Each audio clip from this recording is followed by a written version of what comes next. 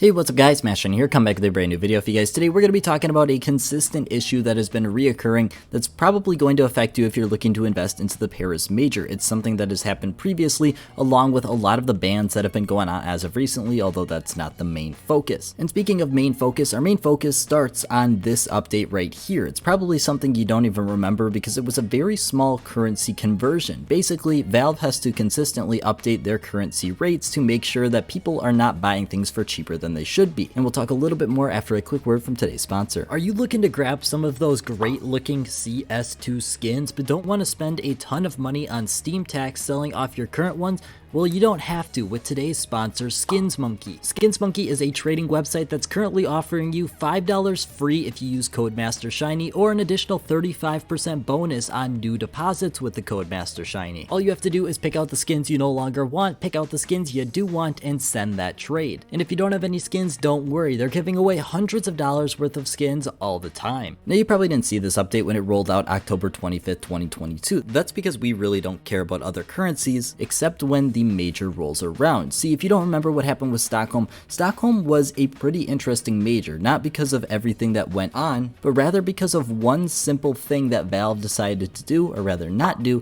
that allowed everyone to be hurt in a very drastic way. Basically, if you didn't know, Turkish lira was on the downfall during the Stockholm major, and this is very important because this allowed people inside of Turkey or using a VPN to get into Turkey were able to buy the Stockholm capsules for a significant discount. Instead of paying 25 cents per capsule in USD converted, they're paying about 13 to 15 cents USD converted. That's a very significant difference, 40% off of the already 75% off capsules. So this was a very drastic change for the market as that time rolled around, because we saw a lot of influence and a lot of pressure put onto these capsules, which is maybe one of the reasons why we saw Stockholm underinvested combined with those other factors. Now, you're probably sitting there wondering, why does this matter? And it matters for one specific reason. Heading back to that update, we can see here, these are the rates that I went through personally today and converted it on through. What are all of these prices sitting at? And it's very important that you notice only 5 of them have actually gone up against the USD. The rest of them, including the Argentine peso,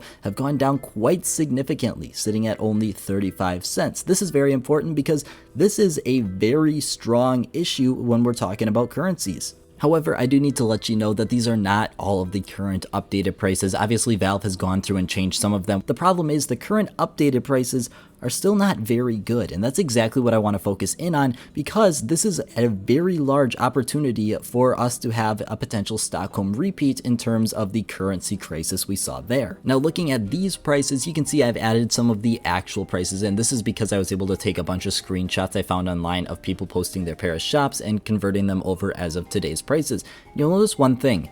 None of them are above or even at 99 cents USD. In fact, we're seeing almost a 10% difference in 2 specific currencies right now, one of which is the Turkish lira once again, the other is the Argentine peso. And this is exactly where the problem lies. The thing is, these prices were updated when the Paris shop actually released, and that was only about 2 weeks ago at this point. And that's very concerning because the sale is projected to last quite a long time, potentially months. And if we see Valve fail to update the prices during that time, it could cause a very large inconvenience or possibly destruction in the market. Now, what Valve has traditionally done is they will adjust the prices once that sale rolls out. Even though it's a 75% off sale for us here using the USD currency, it's not all across the board. In fact, it ranges from 70 to possibly a little bit more percent. It's just something that they use to reconnect or realign all the currencies at that level. However, there's one key piece of information I decided to exclude, and that's there actually is one currency that I found is doing much worse than USD when it comes to exchange rates and how Valve is doing it. That's the euro. This has consistently happened with the euro. If we want to go back to Antwerp was a really bad time for people who wanted to use the euro to buy in, and it seems like the exact same thing is potentially going to happen here as well. We don't really know what's going to happen because obviously we don't know what specific discount they're going to get, but considering a large amount of my audience is actually on the euro, I would highly suggest you hold off buying right away once we see the sale release, because it's it's very possible you could be able to buy it for much cheaper straight off the market if Valve does not come through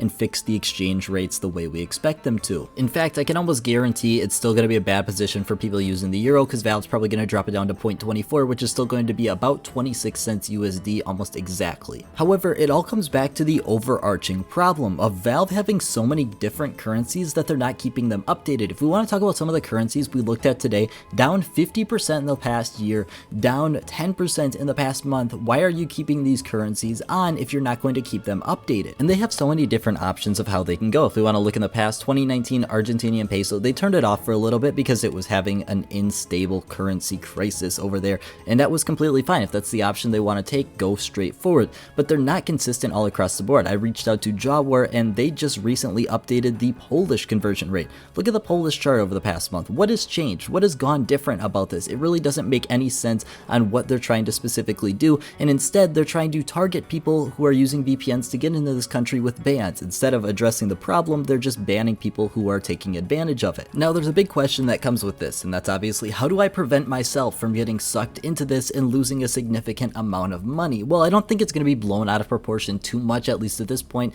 It's definitely going to be something that you need to hold off purchasing any investments to make sure if you want to take the safe option. This is because for a number of different reasons. The first of which is we know Valve is going to announce when they're going to remove the sale. They've done it the past couple sales, and it's definitely something that's going to return. Valve is obviously in the business of making money. The second of which is this is something that's definitely going to occur over time rather than just in an immediate position. Stockholm was a little bit different than what we're going to see here. In my opinion, we're likely to see something different happen here just because we're seeing these currencies consistently changing and Valve not consistently updating it, whereas when we compare it to Stockholm, that was something that happened very quickly, whereas this is something I expect to slowly progress over time and just kind of be pushed off by Valve until they can't anymore. And then the last thing going on is obviously we've seen an influx in the amount of people who have reportedly been getting banned. Now this is not something I can say honestly is too unexpected at this time, and the big case I want to point out is this one right here. Now if you investigate this for just 1 minute,